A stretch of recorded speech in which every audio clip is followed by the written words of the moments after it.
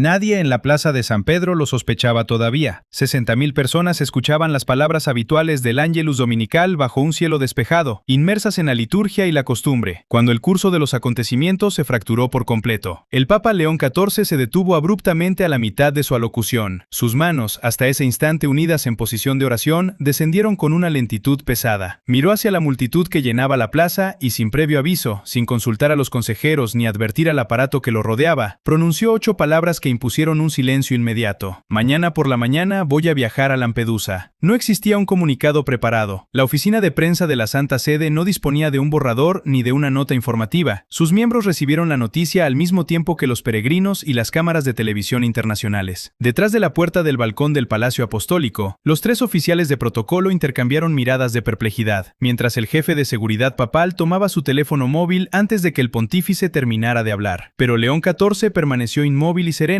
mirando hacia la plaza como si aquella decisión no necesitara explicaciones técnicas. Sin embargo, quebraba una norma fundamental. Los pontífices no anuncian desde un balcón público, de forma improvisada, que volarán a primera hora hacia una de las islas más sensibles y tensas de toda Europa. Lampedusa es un enclave diminuto en el Mediterráneo, situado más al sur que Túnez y notablemente más cercano a la costa africana que a la propia Roma. Durante años, sus costas han sido el punto de llegada de embarcaciones cargadas de seres humanos que huyen de la guerra, el hambre, la persecución y la violencia extrema. Muchos desembarcan exhaustos y traumatizados, otros jamás logran tocar tierra con vida. La isla se ha convertido en el símbolo visible de una crisis migratoria convertida en debate político abstracto, tratada con frecuencia como una tragedia distante que ocurre convenientemente fuera de la vista de las grandes capitales. El verdadero catalizador de este quiebre no surgió en una asamblea diplomática, sino en el recogimiento forzado de la noche anterior. Una hora después del Ángelus, cuando la plaza se vació, León XIV no convocó a sus 3 colaboradores más cercanos a su despacho oficial, ni a una sala de conferencias, ni a los salones solemnes del palacio. Los citó en la capilla privada de la Domus Sanctae Marthae. Al cruzar la puerta, los 3 funcionarios encontraron al pontífice arrodillado frente al sagrario, sumido en una penumbra rota únicamente por la pequeña lámpara del santuario. Durante casi 5 minutos, nadie se atrevió a hablar. Para los clérigos de traje oscuro que esperaban de pie junto a la entrada, aquel silencio prolongado se sintió como una hora entera. Cuando León XIV finalmente se levantó y se volvió hacia ellos, sus ojos estaban húmedos. No había en él cólera teatral ni indignación calculada, sino el dolor contenido de un pastor que ya no podía tolerar la distancia institucional. Les confesó en voz baja que había visto las fotografías de esa misma semana. Los cuerpos en la orilla del mar, el cuerpo inerte de un niño con chaleco salvavidas naranja, tendido boca abajo sobre la arena. Y formuló la pregunta que desarmaba toda la estructura curial. ¿Qué estoy haciendo aquí? ¿Por qué estoy sentado en este palacio redactando documentos mientras a 100 millas de distancia la gente se está ahogando? Uno de los responsables de la organización de los viajes intentó enumerar con cautela los impedimentos prácticos del protocolo. La falta de dispositivos de seguridad, la necesidad de coordinar a las autoridades locales, la gestión de la prensa y la imposibilidad física de una isla pequeña para absorber un despliegue de semejante magnitud sin preparación previa. Pero León XIV levantó la mano con firmeza para cortar la objeción técnica. «No voy como jefe de Estado», sentenció. «Voy como sacerdote, y un sacerdote no necesita protocolos para visitar a los que sufren». A las 5 de la mañana, mientras Roma aún dormía bajo un cielo azul oscuro, 3 automóviles negros cruzaron la puerta de Santa Ana rumbo al aeropuerto de Ciampino sin cortejos oficiales ni periodistas. A las 5:23, la Santa Sede publicó un escueto mensaje informando únicamente del viaje. A las 9:20, un pequeño avión de la Fuerza Aérea Italiana aterrizaba en la pista solitaria de Lampedusa, azotada por el viento constante. Al descender, sin alfombra roja ni delegaciones solemnes, el pontífice vestía una sotana blanca simple y sostenía en su mano izquierda una pequeña cruz de madera vinculada a 2 de sus predecesores. Solo 5 personas lo aguardaban: el alcalde con la corbata visiblemente torcida por la prisa, 2 carabineros en uniforme de gala, una voluntaria de la Cruz Roja con la mirada endurecida por años de tragedia, y unos pasos más atrás, con los brazos cruzados y el rostro marcado por el cansancio y el escepticismo, un anciano pescador. El Papa ignoró el orden protocolario y caminó directamente hacia aquel hombre apartado, extendiéndole la mano. El choque silencioso entre la solemnidad distante de Roma y la dura realidad del pescador quedaba sellado, abriendo una jornada cuyo momento más trascendental no provendría de ningún discurso, sino del gesto mudo de una niña. El estrechón de manos entre el pontífice y el pescador en la pista solitaria de Lampedusa desarmó de golpe la distancia institucional.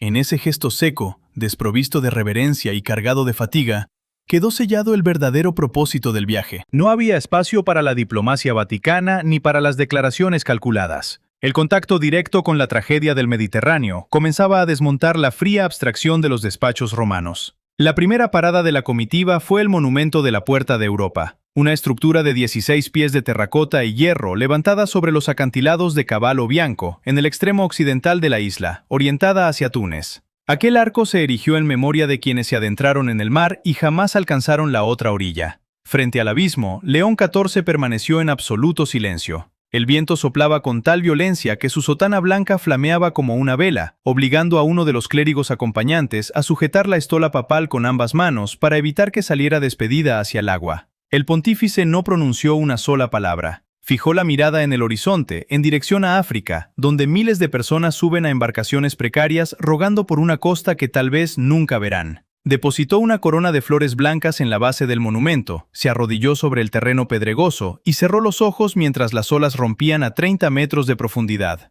Durante más de un minuto, nadie en el lugar se atrevió a emitir un sonido. No hubo susurros ni anotaciones de prensa. Al ponerse de pie, el polvo y la tierra quedaron adheridos a las rodillas de su sotana blanca, pero él ni siquiera intentó sacudírselos. Desde allí, el convoy se dirigió al cementerio situado en las afueras del pueblo principal. Es uno de los rincones más sobrecogedores de Lampedusa, un predio donde reposan los cuerpos arrastrados por las mareas a los que nadie pudo identificar. En lugar de nombres, las lápidas exhiben números, acompañados únicamente por fechas aproximadas o una simple cruz. León XIV caminó despacio entre las hileras, deteniéndose ante varias tumbas para leer esas cifras mudas. Frente a una pequeña sepultura infantil, inclinó la cabeza con tanta hondura que su frente casi rozó la piedra fría. A su lado, una voluntaria de la Cruz Roja de pelo canoso atado en una coleta caminaba en silencio absoluto, con el rostro endurecido como una piedra. Años de presenciar el mismo horror habían secado sus lágrimas, pero al observar al Papa comprendió que él parecía estar contando cada una de esas tumbas, como si cada número escondiera un nombre que solo él era capaz de descifrar. El recorrido continuó hacia el centro de recepción de Lampedusa, un edificio con aspecto de antiguo gimnasio escolar reconvertido en refugio de emergencia que, con los años, terminó volviéndose permanente. En el interior reinaba el olor penetrante a desinfectante, agua salada, sudor y agotamiento. Entre hileras de catres estrechos con mantas caqui y sillas de plástico, varias decenas de migrantes rescatados permanecían sentados en silencio. Había madres con niños en brazos, jóvenes con la mirada perdida y ancianos prematuramente envejecidos por el viaje. León XIV decidió entrar completamente solo, ordenando a su equipo de seguridad que permaneciera afuera. Cuando sus colaboradores intentaron objetar por motivos de protección, el pontífice zanjó la discusión con serenidad. Aquellas personas habían sobrevivido al mar y no representaban una amenaza para él. Durante casi 2 horas, el Papa se sentó en los catres a escuchar a los sobrevivientes, uno a uno. Con la ayuda de un joven voluntario que traducía del árabe, francés y tigriña, León XIV acompañó los relatos de pérdida y dolor no con frases hechas, sino con contacto visual y pausas cargadas de respeto. Frente a una madre que lloraba la muerte de su esposo en la travesía, se limitó a sostener sus manos en silencio hasta que ella pudo volver a respirar. A través de las ventanas, las cámaras de televisión registraban a la distancia aquella figura blanca inclinada sobre los lechos, mientras los cronistas en Roma optaban por silenciar sus micrófonos ante la contundencia de lo que se estaba viviendo. El orden del protocolo había quedado atrás, pero el instante que definiría el sentido de toda la jornada estaba a punto de manifestarse a través del gesto silencioso de una niña. En el interior del centro de recepción, mientras el murmullo de las conversaciones apagadas llenaba la nave, una niña de unos 5 o 6 años se acercó al pontífice y tiró suavemente de su manga. Llevaba el pelo trenzado de forma irregular y vestía una camiseta demasiado grande con letras descoloridas en el pecho. No pronunció una sola palabra. Con ambas manos, extendió hacia León XIV una hoja de papel doblada. El Papa se inclinó despacio hasta poner sus ojos a la altura de los de ella y tomó el dibujo. La niña no sonrió, mantenía una seriedad impropia para su edad. Al desplegar la hoja, el pontífice se quedó completamente inmóvil. El dibujo, trazado con ceras de color azul, negro y rojo, mostraba una barca precaria a punto de zozobrar en medio de un mar agitado por trazos caóticos. Y por encima de las olas emergía una diminuta mano roja con 5 dedos extendidos hacia el cielo, buscando desesperadamente aferrarse a algo antes de hundirse en el agua. No había rostros ni cuerpos dibujados, únicamente una mano desamparada en medio de la inmensidad del mar. A su alrededor, el traductor y los colaboradores quedaron en suspenso, sin saber qué decir ante el impacto visible que aquella imagen causaba en el Papa. León XIV dobló el papel con extremo cuidado por la mitad y lo guardó en el bolsillo interior de su sotana, justo al lado de donde solía llevar su breviario, pegado al pecho. No hubo aplausos ni frases rimbombantes. Apoyó su mano con suavidad sobre la cabeza de la niña antes de que ella regresara en silencio junto a su madre.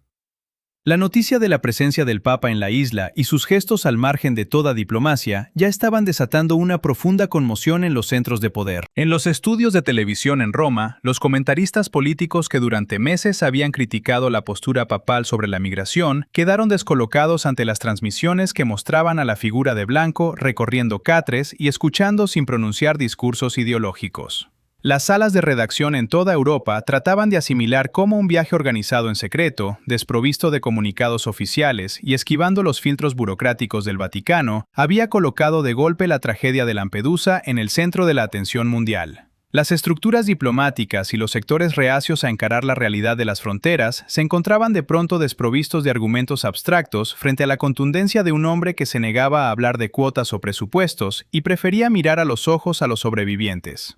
La comitiva papal se trasladó hacia su última parada, el muelle Favoloro, el histórico puerto pesquero donde 13 años atrás el Papa Francisco había denunciado la globalización de la indiferencia. Varios centenares de personas aguardaban allí bajo un cielo que comenzaba a teñirse de tonos dorados y rosados por el atardecer. Pescadores, trabajadores de auxilio, vecinos, migrantes del centro y decenas de periodistas internacionales llegados de urgencia. León XIV subió al sencillo atril de madera instalado al final del muelle, con el mar abierto a sus espaldas y una brisa salina azotando su figura. Su voz comenzó baja, casi imperceptible frente al murmullo del oleaje, obligando a todos a inclinarse para escuchar. Dejó en claro de inmediato que no había viajado allí para alimentar debates partidistas ni discutir normativas fronterizas, sino para testificar sobre lo que no se puede tolerar mantener oculto.